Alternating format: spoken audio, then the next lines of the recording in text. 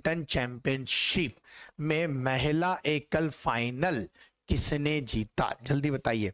और India open badminton जो होता है, जैसे हमने देखा कि भैया थाईलैंड ओपन होता है, मलेशियन ओपन होता है, वैसे इंडिया ओपन बैडमिंटन चैंपियनशिप में महिला एकल फाइनल कौन जीता? पीवी सिंधु जीती, साइना नेहवाल जीती, अन सियांग जीती या अकाने यामागुची? कौन जीता है भैया, कौन जीता है? जल्दी बता दीजिए। क्वेश्चन 1 नंबर है और इससे जुड़ी जानकारी तो और 1 नंबर है। जल्दी बताइए कौन जीता भैया, कौन जीता? जल्दी बताइए कौन जीता? सी बता रहे हैं अन सियांग। बिल्कुल, अन सियांग कहां की रहने वाली है? कोरिया। कोरिया की लड़की ने जीता है भैया। किसने जीता है? कोरिया की लड़की ने जीता है। अंग सियान ने जीता है, आपको याद रखना है। किसने जीता भैया? अंग सियान ने जीता है। और इन्होंने फाइनल में किसको हराया? अकाने को हराया। किसको हराया? अकाने को हराया, आपको याद रखना है। और ये अकाने क्या है? Akane two time world champion है, आपको याद रखना है। 2 टाइम वर्ल्ड चैंपियन को फाइनल में अंग सियांग ने हराया भैया। अंग सियांग ये है अंग सियांग। अंग सियांग ये वुमेन चैंपियन बनी। क्या बनी? Women champion. वुमेन चैंपियन काहे में? Indian open. चलिए, तो इंडियन ओपन में महिला तो देख लिया। अगर मैंने पूछा कि भैया इंडियन ओपन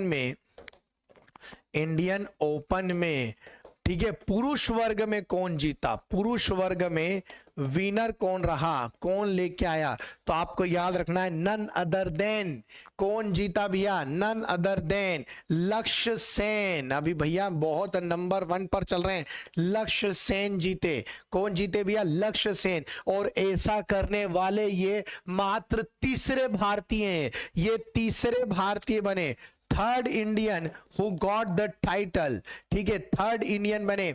इनसे पहले ये कारनामा 1981 में 1981 में दीपिका पादुकोण के पिताजी प्रकाश पादुकोण कर चुके हैं। पादुकोण, ठीक है। और 2015 में कारनामा श्रीकांत कादंबरी, ठीक है, श्रीकांत किदाम्बी या कादम्बी बोला जाता है, किदाम्बी कर चुके हैं। और 2023 में काम किसने करा? लक्ष्य सेन ने करा। तो कौन जीता भैया? लक्ष्य सेन जीता। तो लड़कों में लक्ष्य सेन जीता है, तीसरा भारतीय बना है। पहले प्रकाश पादुकोण, दूसरे श्रीकांत किदाम्बी और लक्ष्य सेन तीसरे बने हैं, आपको याद रखना है। चलिए आगे बढ़ते हैं। गणतंत्र दिवस के पहले एप्स अलर्ट अभ्यास किस अर्धसैनिक बल ने शुरू करा? तो ओपीएस, ऑप्स अलर्ट, अगर किसने एक्सरसाइज करी तो कहां करी है? एसएसबी ने करी है, सीआरपीएफ ने करी है, सीआईएसएफ ने की है, बीएसएफ ने की है। सीमा सुरक्षा बल, central reserve police force, central industrial security force या बॉर्डर सिक्योरिटी फोर्स? सबके फुल फॉर्म मैंने आपको बता दी है। तो इनमें से कौन है जिन्होंने ओपीएस अलर्ट एक्सरसाइज की? और ये कहां करा है मालूम है? गुजरात प्लस राजस्थान सीमा।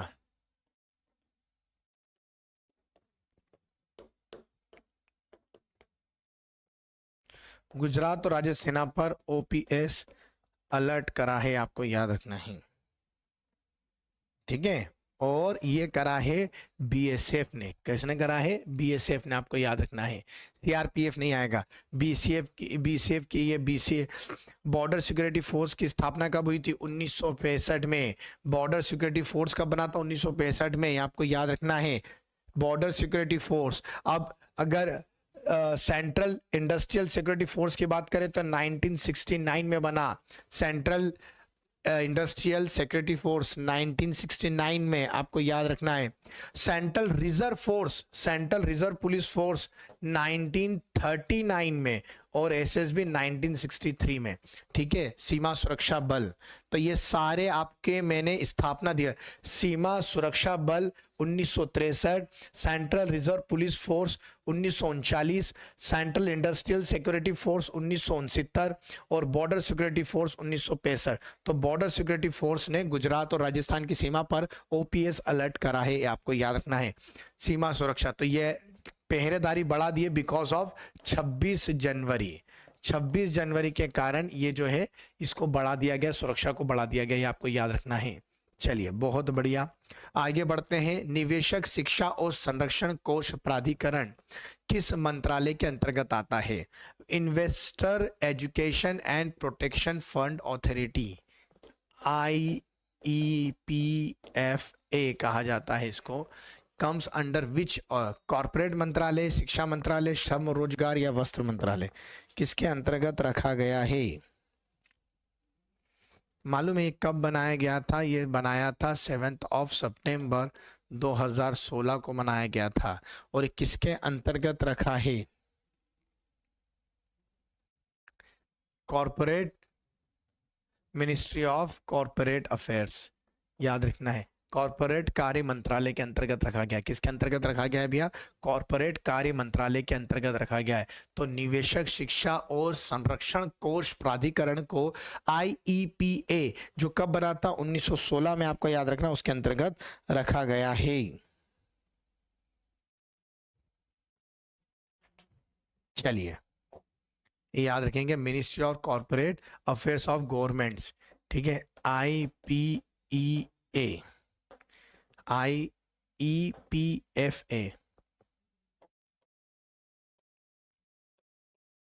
ठीक है, 2016 में बना।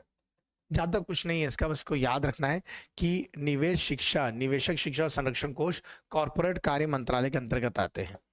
आगे देखते, देश में सबसे गहराई में स्थित मेट्रो स्टेशन कहाँ बनेगा? सबसे गहराई वाला मेट्रो स्टेशन कहाँ बनेगा? मुंबई, पुणे, दिल्ली या भुवनेश्वर? अगर सभी को मालूम है कि पहली बार मेट्रो कहाँ चली थी, तो ये आपको याद रखना है, चली थी कलकत्ता में, ठीक है, कलकत्ता में। भारत के 15 शहरों में मेट्रो चल रही है, मेट्रो सुविधा है। अब इन शहर में कहां पर? मुंबई, पुणे, दिल्ली या भुवनेश्वर? कहां पर? थोड़ा नीचे, मतलब लगभग 108 फीट नीचे बनेगा, 108 फीट जमीन से नीचे। और स्टेशन है, कहाँ बनेगा? पुणे में। कहाँ बनेगा? पुणे में बनेगा। कहाँ बनेगा? पुणे में, आपको याद रखना है, ठीक है, याद रखेंगे, पुणे, ठीक। पुणे में ही आपको एक संस्थान मिलेगी जो सुपर कंप्यूटर बनाती है, जल्दी बताइए। इसको कहते हैं CDAC। CDAC भी कहाँ है? पुणे में है, आपको याद रखना है, ठीक है। और पुणे में ही आपको कोविड की दवाई बनाने वाली कंपनी मिलेगी। तो सीरम, जो भारतीय सीरम इंस्टीट्यूट है या संस्थान है, वो भी कहाँ मिलेगा?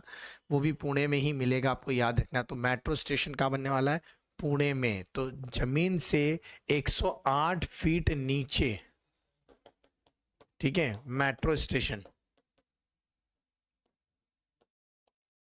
पुणे में बने। अच्छा, मेट्रो मैन किसको कहते हैं? अगर पूछा जाए मेट्रो मैन किसको कहा जाता है, तो श्रीधरन, है ना, श्रीधरन को ही मेट्रो मैन भी कहते हैं। और श्रीधरन को, ठीक है, कोंकण रेलवे के जनक भी कहते हैं।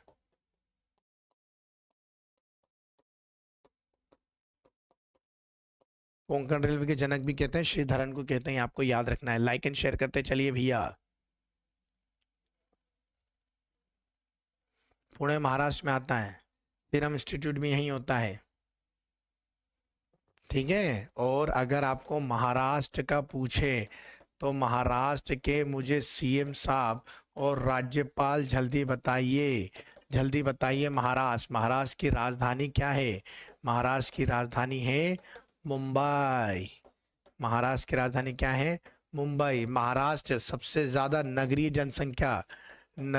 जनसंख्या अगर किसी की सबसे ज्यादा है तो वह महाराष्ट्र की। सबसे ज्यादा नगर कहाँ है? महाराष्ट्र में। महाराष्ट्र की राजधानी मुंबई देश की आर्थिक राजधानी के रूप में जानी जाती है, आपको याद रखना है,